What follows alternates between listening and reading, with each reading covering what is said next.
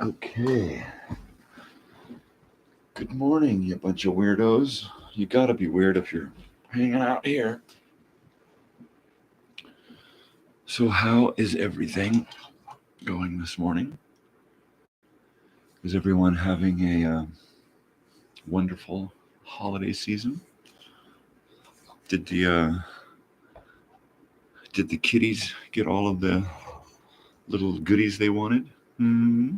Did they? Cheers. Good morning. I got another coffee cup. Monogrammed there. M for mom. M for me. Well, out of coffee creamer this morning, so it's coffee shop style.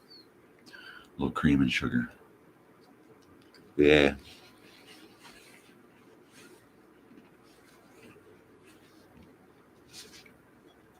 Vanilla wafer, anyone?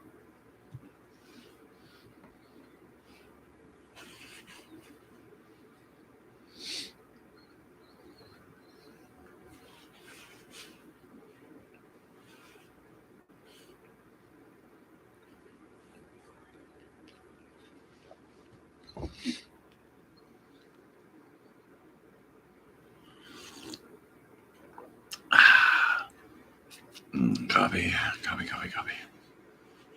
It's yep, lifeblood, lifer's juice, slave juice, whatever you want to call it.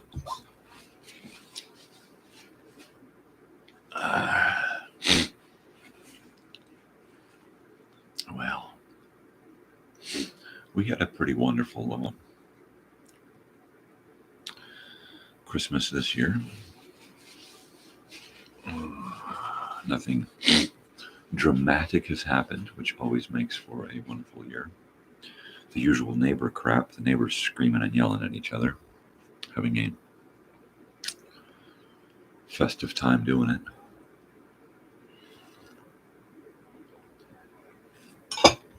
That's what you get for living around tweaker land.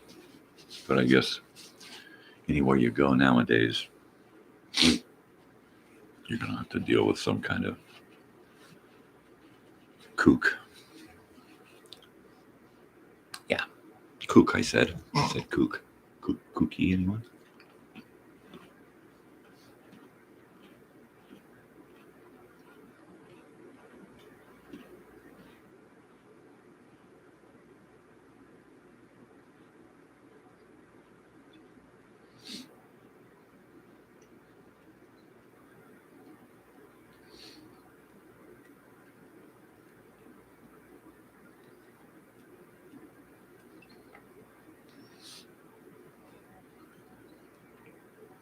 So I have decided to do some planning on this show, aside from the plan not to make any plans. I've decided that Wednesdays will be old time radio Wednesdays, and we will try to enjoy some form of old time radio entertainment, unless the algorithms kick in and silence me. That should be fun. And I have a great radio show picked out for tomorrow morning. So I hope you'll join me.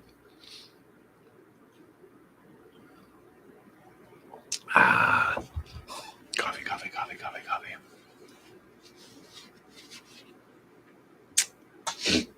I remember the first time I drank coffee.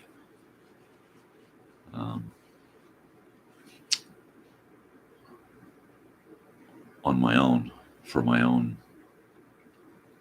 purposes. I'm sure I would have had coffee before then, but it would have been probably at the behest of someone else, right? Here, try this coffee, man. Yuck, that's nasty. I never liked the smell of it because it always reminded me of authority, really. Is that weird? But cigarettes and coffee when I was a kid always reminded me of authority, basically because everyone of authority smelled like coffee and friggin' cigarettes or booze. But it was one of the three: coffee, cigarettes, or booze.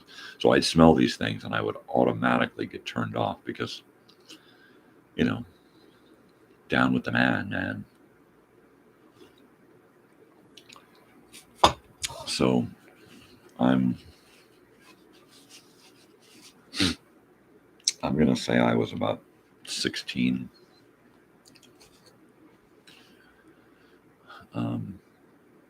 And I had this total crush. Kelly, you'll know who I'm talking about, Dana. I had this total crush on Dana. And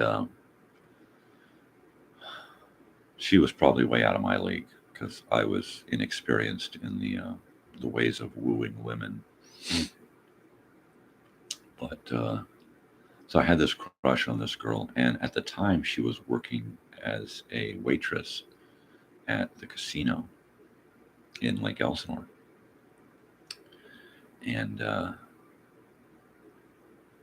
so I found this out one day while we were out hanging out, and so I stopped by one morning to,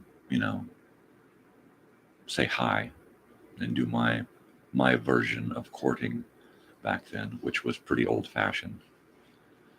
So I went to the cafe in the casino where she was working, and it was just a bar, one big strip of coffee shop, and some tables. So I sat at the counter and was immediately asked if I wanted a cup of coffee. And I said, okay, sure, I'll have a cup of coffee, because I assumed that's what people did in coffee shops, was sit and drink coffee. And at 16, I was I had been experienced in other more adult things than kid stuff. So I took a cup of coffee and added a lot of cream and sugar to it to make it palatable, and sucked down a cup of coffee. And of course, I thought, well, everybody else in here is smoking cigarettes. So, and this girl, she smokes cigarettes. So smoking cigarettes must be cool. It must be the in thing to do, especially sitting at a coffee shop. Coffee, cigarettes, right? Someone, I think maybe she did ask me if I wanted a cigarette. I'm like, sure, I'll have a cigarette. And I lit the thing, and it stayed there and burned in the ashtray, and I puffed on it, and it annoyed the hell out of me. And then a little while later, I had another cup of coffee, and was asked if I wanted another cigarette. And of course, being a big guy, I said, no, I should go and get my own pack at this point. I'm out. So I lied, said I was out of cigarettes, and I went over to the cigarette machine. Yes, most adult places then, bars and casinos and restaurants and things, had a cigarette machine, and it would look like a jukebox. And you put money in, and you pulled the lever, and out popped your pack of cigarettes. And I went and got myself a pack of soft pack of Marlboros. And I spent the rest of the day sitting at the counter, smoking cigarettes and drinking coffee. Something I had never done before. And if you'd asked all of my friends at the time, smoking cigarettes was something that I would never have done, because I had constantly been berating my friends and putting it down. And at 16, I was a pretty good pot smoker at that point, but I was down on cigarettes. And rightfully so. Cigarettes are horrible. They do nothing for you.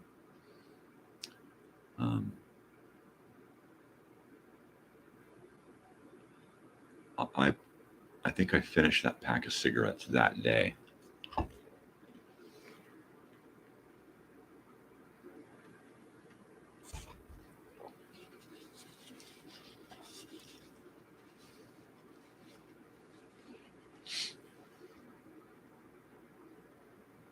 Yep.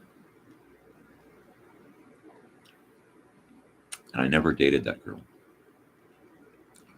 I never dated that girl. The only thing I got out of that day, well, a couple of things. I got a friendship. We were friends from then on, but there was no real attraction. It was purely physical on my side, her being such a busty, and with a lot of curves. I was probably just attracted to her curves more than her personality, which, of course, as soon as I spent that much time hanging out with her, I began to like her personality and wasn't so much into her physically. But she was a really cool chick. And of course, everybody changes. At the time, she was an awesome kid. Another thing that I got out of that day, besides an addiction to tobacco, I was offered a job by the kitchen manager. And then that day was subsequently hired by Sharon Anderson, I think was her name. The all-around manager there. She was the mother to Michael Anderson, Michael Anderson, Soudley. And so I was 15 at the time. I wasn't 16, I was 15. Because in order to get the job, I had to fill out an application and then get a work permit from the high school in order to be able to work. That was right. And then I had to get an ID so that I could verify who I was and cash my checks, of course. And there's a funny sideline there. I worked the day shift as a busboy. And I did that shift for a few days, and then was asked if I wanted to work evenings, bussing tables for the evening crowd.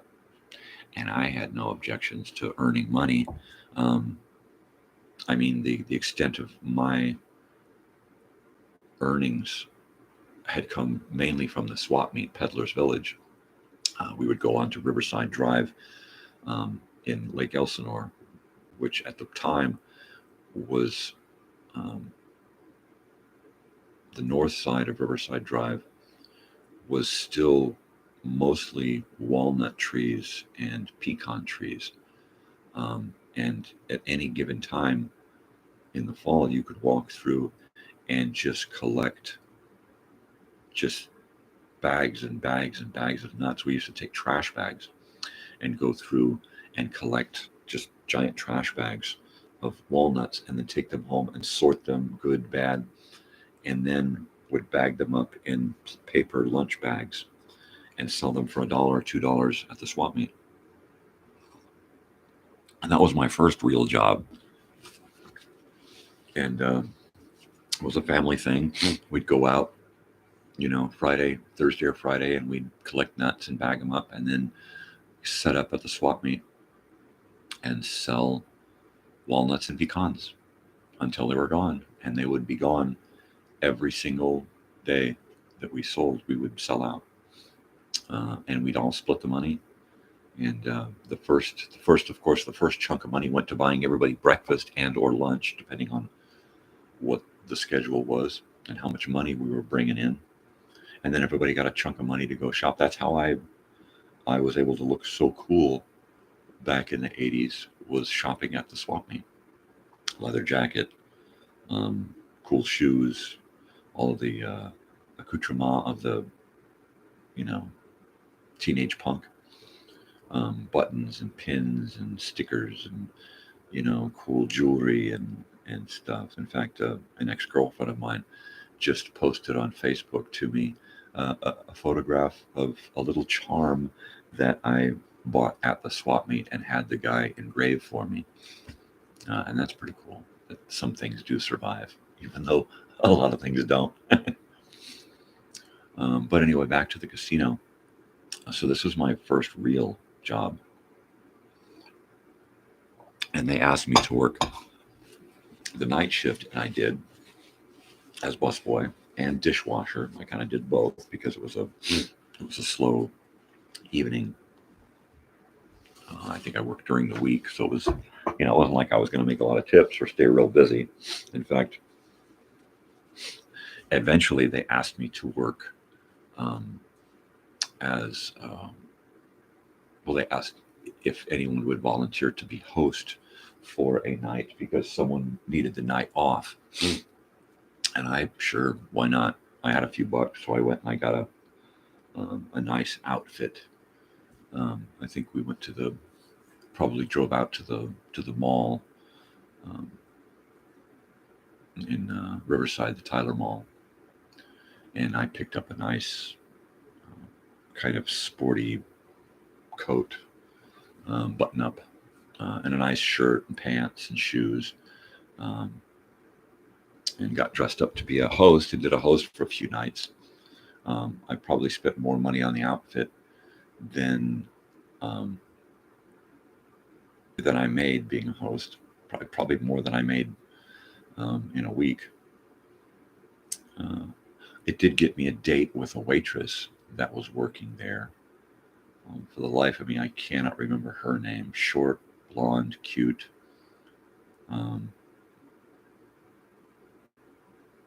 She was flirting with me one night and took me home with her after work to someplace in, I'm going to say east of Sedco Hills, going out toward between Murietta Hot Springs and Paris on the 215. Between the 15 and the 215, going out into Sedco Hills. A bunch of people lived out there, but for the life of me, I can't remember her name or exactly where we went. I just remember that I was 15 and she was buying booze. She bought booze on the way home to her house, took me home to her place, got me drunk, banged the shit out of me, and then passed out. And I just got up and walked out and started hitchhiking from wherever the hell I was.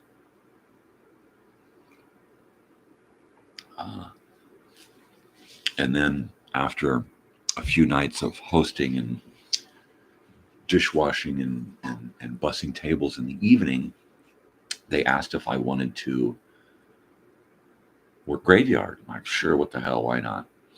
And so then I started working graveyard shift. Now, somewhere along the way, management dropped the ball and forgot that I was 15 years old. And I worked a few nights as a graveyard dishwasher, kitchen cleaner, which meant that I pretty much stood around most of the night or did deep cleaning. Very boring job.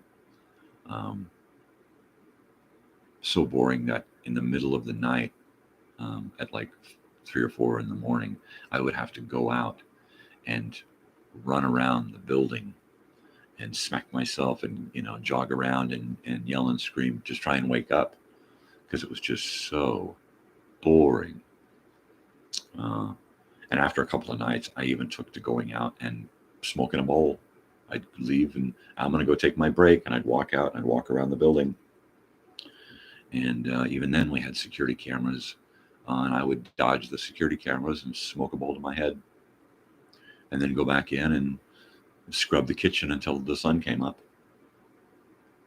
And then I would go home to where we lived on Grand Avenue. And at the time, we had our school bus / motorhome, more of a school bus. And it was parked in one of my father's friends' driveways. And that bus saw a lot of driveways and yards back in the 80s and 90s. And we were living in the driveway of a friend of my father's, Gary, on Ethline Street across from the M&M Liquor on Grand Avenue. And every morning I would take the bus home. And when I was doing the graveyard shift, I would take the bus home, go down into my little basement room, get some weed together, get out of whatever stupid work clothes I was wearing, borrow Gary's golf cart, hopefully having a full charge, and I would drive across the street to M&M Liquor, get myself some kind of imported beer, and I had taken to drinking a beer after work because that's what you do as an adult, right? So I would go and get my different imported beer and take my beer and the golf cart and a little bowl of weed, and I would go behind M&M Liquor toward the Ortega Mountains and drive up an old driveway, an old abandoned piece of property that had nothing more than a foundation for an old house, and it still had a pool that was empty. It looked like it had been a country club at one point, because it was a very, very large pool and foundation. And I would drive up behind that and up to a flat top where eventually they put a water tower. So I would drive all the way up there where you could look out over the lake, and I would sit there early in the morning and drink my beer, smoke my bowl, and do 15-year-old just got off a work routine,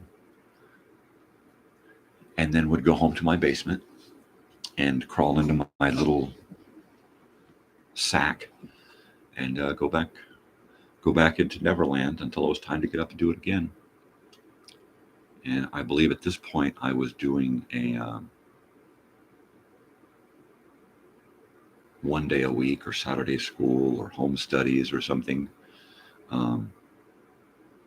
Halfway through the 9th grade year, I was ejected from school and didn't make it through the whole 9th grade year. I wound up in Saturday school.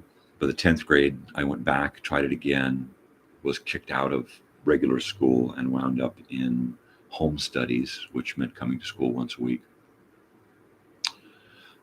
My 3rd year of high school, I was ejected again and moved to Ortega High School.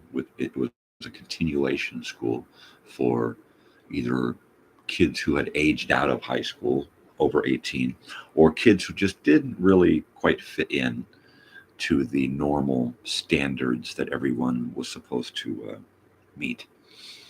And I was without standards. I did not do authority, and I did not do other kids well. So at the time I was working at the casino, I was only going to school like on Saturdays or something. And that was neat, because I didn't really give a shit about the authority part of it, but I did want to graduate. I knew that I needed to graduate to be worth a piss out in the real world. And as much as I hated school and authority, I did stick it out almost till the end. My 4th year of high school, I was already 18 going into it, because I had flunked the 4th grade in Fallbrook. So by the 4th year of high school, my senior year, I was already 18 going in. So being at Ortega High School, I decided to then as well take night classes so I could speed up my studies. And I started taking night classes to catch up on some of my work so that I could graduate at the end of my 18th year there, my actual 4th year of high school. That didn't work. I wound up doing something else, working somewhere, picking up another job somewhere, or just partying. But it wasn't until about 2 or 3 years later that I went to Arizona to a trade school and wound up getting my GED at I'm going to say Tempe, Arizona Community College. I went and took 5 study sessions and came in every morning for 5 mornings and took a test until I was done with the test, and actually passed. Had trouble with the math, but I got a GED. Yay. And then proceeded to various trade schools and then a couple of colleges. They never helped me find me. YouTube has helped me find me than anything else. YouTube and my family.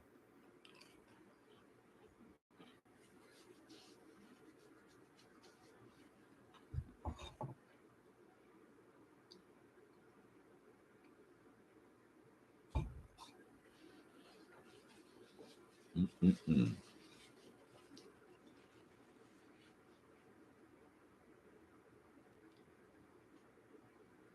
Yeah, my first real job at the casino.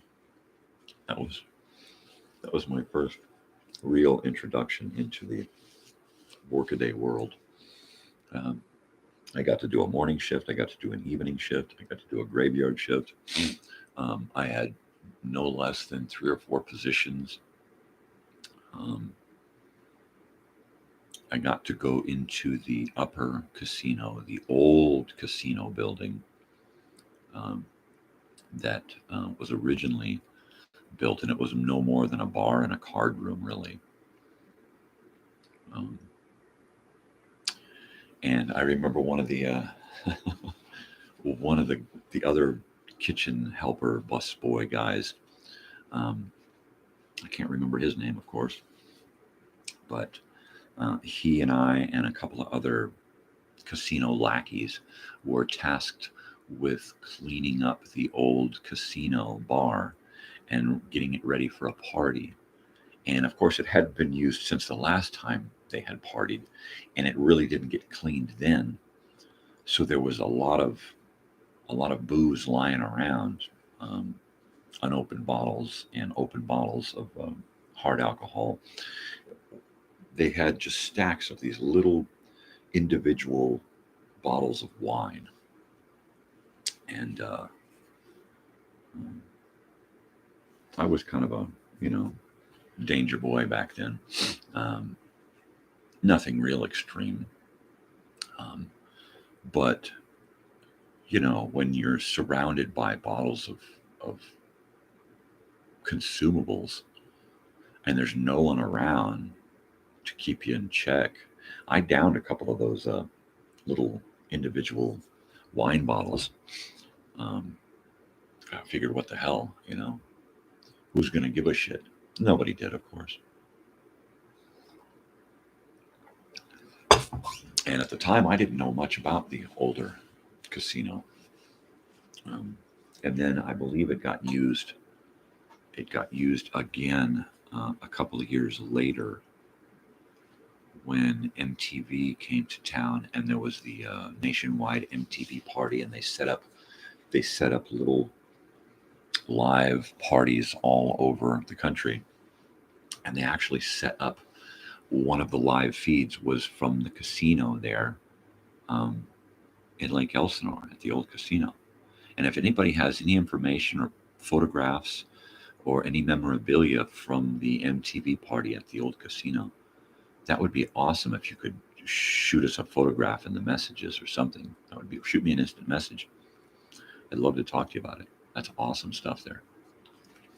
I mean, MTV in our town. Jeez.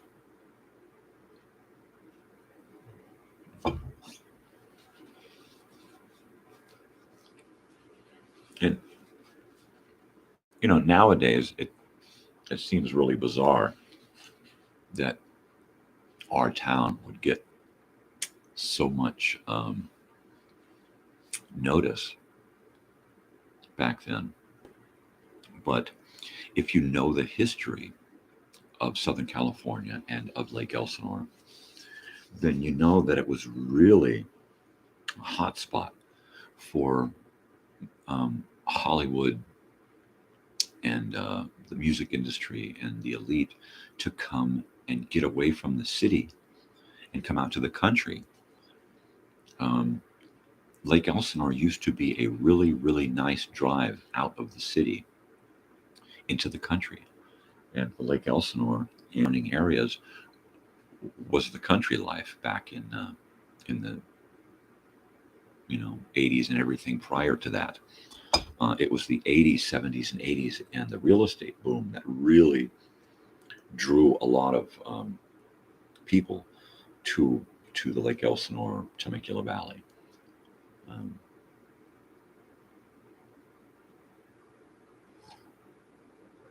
Coffee.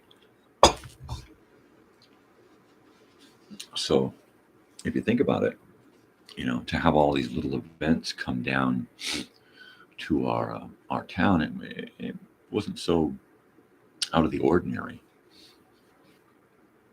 I think the last big thing that I remember going to, I'm going to say it was in the 80s, but it was probably in the early 90s.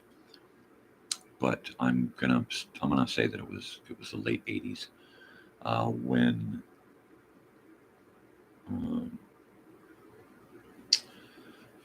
there was a morning show on KLOS, and somebody in Bryan, right?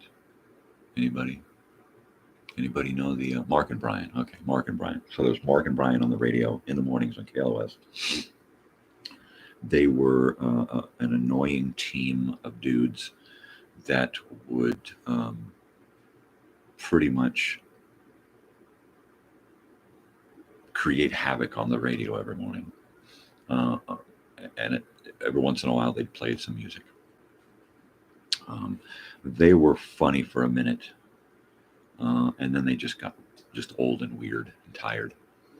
But before they got old and weird and tired and left the radio, they did an event down there. Lake Elsinore has always been a heavy hotspot for skydiving. Maybe not so much anymore because everything is so built up. There's probably no place for them to land their parachutes anymore. But Hollywood and TV and movies would utilize the area because it was close to Los Angeles, and they could skydive in relative anonymity, and nobody would know what the hell they were doing.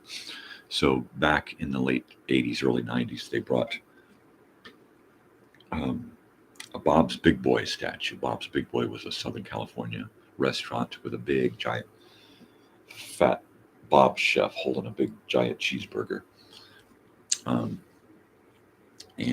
So they took this Bob's Big Boy and painted him up to look like Elvis and called him Elvis Bob. And they had Elvis Bob as a mascot for a while until they decided to drop Elvis Bob out of an airplane while skydiving. And Mark and Brian and their cohorts got into a plane with Elvis Bob in Lake Elsinore and went up in the air and actually chucked this Elvis Bob out of a plane. Now, for the life of me, I cannot remember what happened to Elvis Bob. Whether he hit the ground and went splat, or whether he parachuted in and was fine. If anybody remembers what the hell happened to Elvis Bob, please let me know, because all I remember is landing and Mark and Brian in their Elvis sequined costume jumpsuits that were just remarkable. They came out of the airplane in these sequin outfits, and my friend and I, Steve, hi Steve, wish I could see you. They jumped out of the plane and ran right by me and Steve, and me and Steve both got to high five Mark and Brian, which at the time was like awesome because we were young and KLOS fanatics. But that was one of those weird things to come to Lake Elsinore. For the life of me, can't imagine why, other than it was a close place to chuck a thing out of a plane.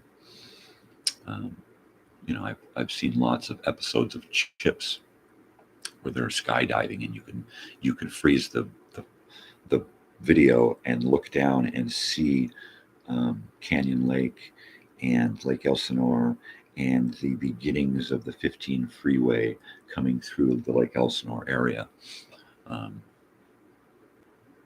But it was a hugely popular town for Hollywood and escapees of the city. But it brought a lot of entertainment out.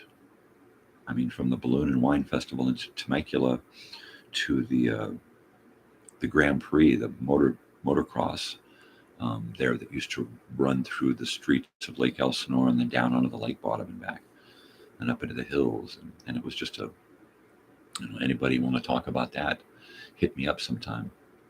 Memorabilia is awesome if you've got any. I know there are a few people out there.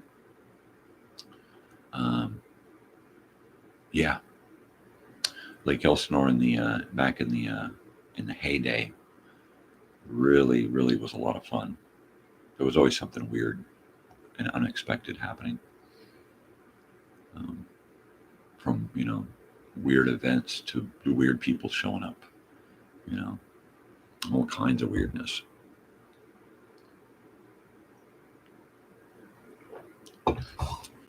Before I go, which might be soon, I want to share with you a couple of gifts that came to the house.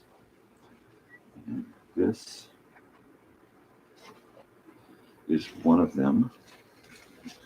This is my wife's gift from my daughter and I, and it is a mandolin. And of course, my wife had to tell me that as a child, she was given a mandolin to play by the school and did some learning on how to play the mandolin. So of course, me being a musical kook, decided that wouldn't it be great if Mom could learn some stuff on her mandolin and we could jam together as a family. So we found a great deal on a little mandolin with a little mandolin lesson kit with audio CDs and books and DVDs and all that, and it's just awesome. And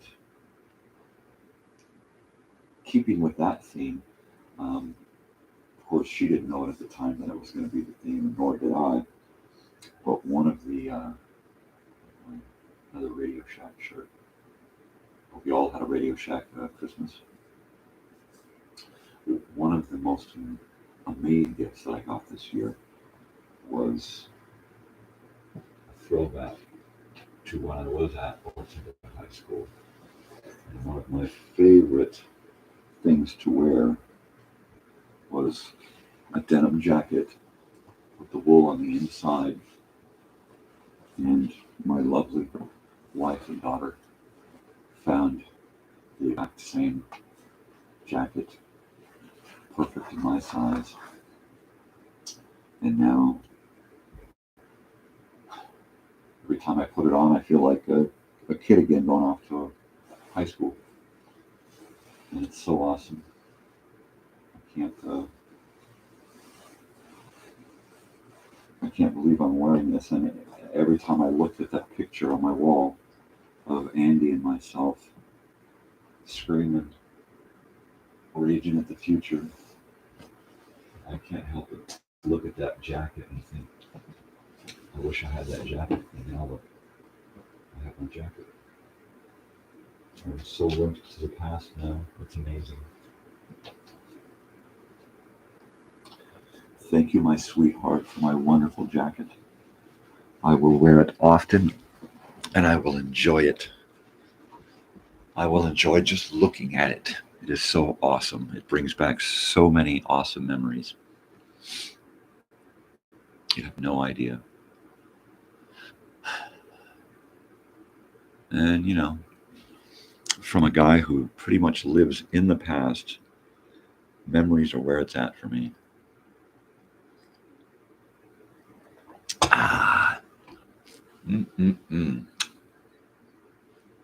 So,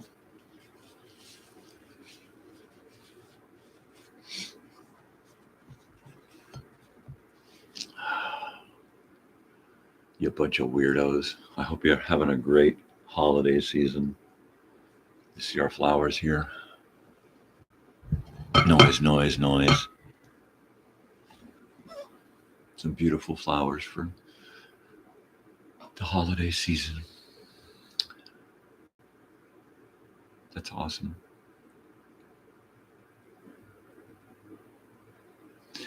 Yes, yes, yes.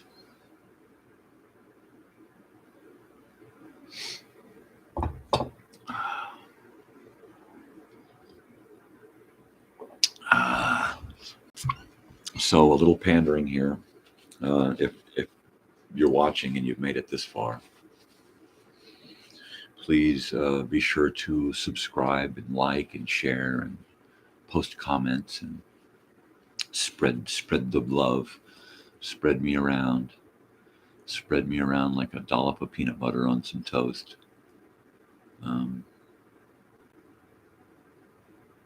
At some point after the first of the year, I am going to start a Friday night live at 5 in the evening. It should be more entertaining than my morning routine here, which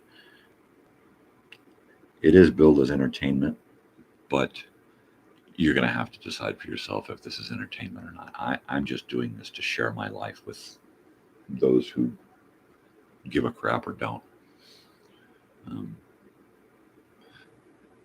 On my Friday night show, I plan to have entertainment. More than likely, a guest or two or more. It'll be another hour show, an hour or more. So please, stay tuned, tune in, stop by here anytime. I'm always around. You can reach me on Facebook Messenger. I'll soon be on Instagram. You can always catch me on YouTube. Just pop onto a video and leave a message. If you want to shoot me an instant message on Facebook or at some point on Instagram, I'll be posting those links as soon as I learn how to do that kind of stuff. I'm just kind of learning as I go here, so bear with me. Are you kidding? Most of the stuff that I use around here is analog, if you can't already tell. So this digital stuff, while it does confound me most of the time, eventually I can get it figured out. And if I can't, I've got a 19-year-old daughter who's more tech savvy than I am when it comes to this newfangled stuff. Mm-hmm. And once again, if I had a dream that could come true, la-da-dee, la-da-doo. No, if I was gonna do something fantastic, it would definitely be taking the van and taking a road trip and driving around and visiting all the old kooks from the old days. My main dream, of course, would be to get a little house in Lake Elsinore on Grand Avenue, right there on the beach, and spend 3 or 4 months in Lake Elsinore doing live feeds, working on the documentary, working on the stories, and partying every weekend on the block with the gang, whoever they may be.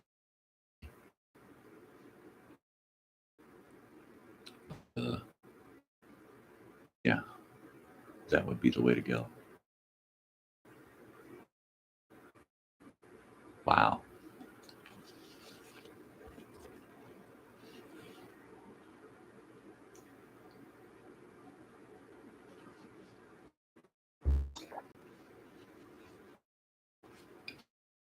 Mm-hmm. Mm-hmm. Wow. That's phenomenal, people. That is phenomenal. Thank you so much for stopping by at some point and watching my video. This is my 7th morning show. I don't have any plans to stop. My only plans are to get up at 5 a.m. every morning and share my morning with you Monday through Thursday. I'm leaving Fridays because Fridays I plan to start an evening 5 o'clock show, and I don't want to have a doubled up day. And at some point, we'll start doing Sunday mornings, and I'll tell you more about that on another day.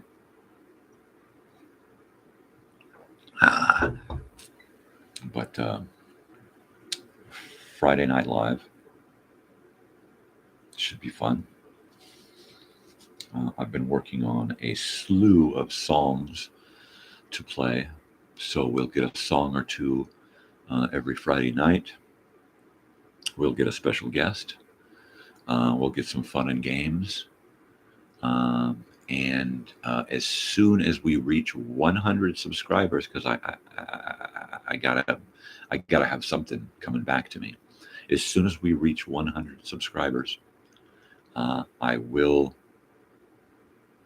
randomly be giving away gifts to the participants of my Friday night show. And you never know what you're going to get. You never know what you're going to get. A t-shirt, a mixtape, a pack of incense and some vintage matches, pack of Zig Zags. I mean, uh, really, you could get anything. Some vintage stickers, um, a record, a book. Um, the possibilities are endless. You might, at some point, somebody might wind up with their own boombox or 8-track player. Um, it's just the possibilities are just astronomical on what gifts I'm going to be giving away. Because if you look around me, all of this crap behind me and around me, I got tons more of this stuff, and I can't take it to the grave with me. I mean, I can't keep it around me forever. I can't just will it on down the line because nobody's going to want this stuff. I mean, I'm the only one, aside from Mike, who listens to records, LPs. I'm the only one really in my family who gives a crap about all this old shit, dead media. So, I mean, I've got so much to give away, to impart upon my viewers and fellow weirdos. So, all you got to do is stop by, watch a video, like it, make some comments. And when I go live, you will have to participate in order to earn a gift. And it may just be answer a question, send me a photograph, sing me a song. Any number of ways that you could have something from the past showing up at your door. So stop by and see me as soon as you can, and we'll have some more fun. Until then, please come by, visit, stay a while.